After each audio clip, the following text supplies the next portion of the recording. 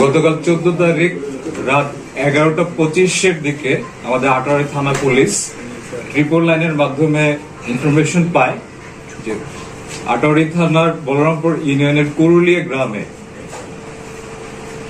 কাপড় ব্যবসায়ী সেলিমের স্ত্রী তার 2 সন্তানকে ব্রুটালি কিল করা হয়েছে। এখানে ইনফরমেশন পাওয়ার সাথে সাথে আমাদের এডিশনাল এসপি সদর সার্কেল আমিরুল্লাহ নেতৃত্বে আমাদের আটোয়ারী থানার অফিসার ইনচার্জ মুসা, ইন্সপেক্টর তদন্ত শাহিনের নেতৃত্বে একটি টিম, সাথে আমাদের সেনাবাহিনীর কিছু সদস্য ছিল। তারা ঘটনাস্থলে যায়।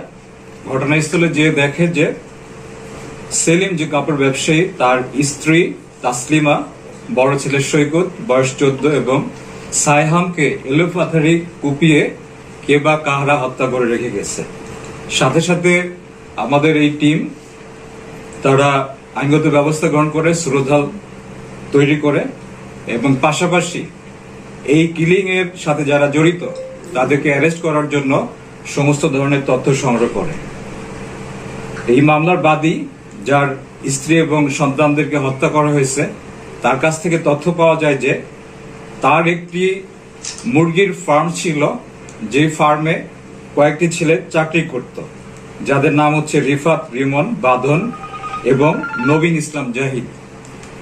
এরা তার মুরগির ফার্মের বিভিন্ন অনিয়ম, তার মুরগির ফার্মে চুরি করা সহ মুরগির খাবার চুরি করত, যে কারণে তাদেরকে এই মুরগির ফার্মের চাকরি থেকে তাদেরকে সরিয়ে দেওয়া হয়। এটি নিয়ে এই সেলিমের সাথে এই 4 জনের বিরোধ তৈরি হয়েছিল। কিছুদিন আগে এই সেলিমের সাথে আমরা যাকে অ্যারেস্ট করেছি, নবীন ইসলাম জাহিদ, ফজলার রহমান পিতা, যার বাড়ি সাতখামার, তর্কাতর্কি হয়।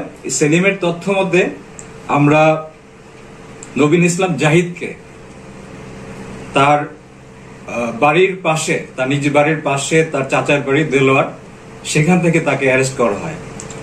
তাকে অ্যারেস্টের পর আমরা তার হাতের তালু কাটা দেখতে পাই এবং তার তথ্য মতে আমরা যেটা জানতে পারি যে সে ঘটনার পরে সে তার হাত কেটে যায় এবং সে বোদা স্বাস্থ্য কমপ্লেক্সে এবং ঠাকুরগাঁয়ে যে সেখানে সে চিকিৎসা গ্রহণ করে এবং সে স্বীকার করেছে যে তারা গতকাল সন্ধ্যার দিকে প্ল্যান করে মূলত সেলিমের উপরে প্রতিশোধ নেওয়ার জন্য তারা এবং তার বাড়ি লুটপাট করার জন্য তারা 8:30টার দিকে এই সেলিমের বাড়িতে যায়।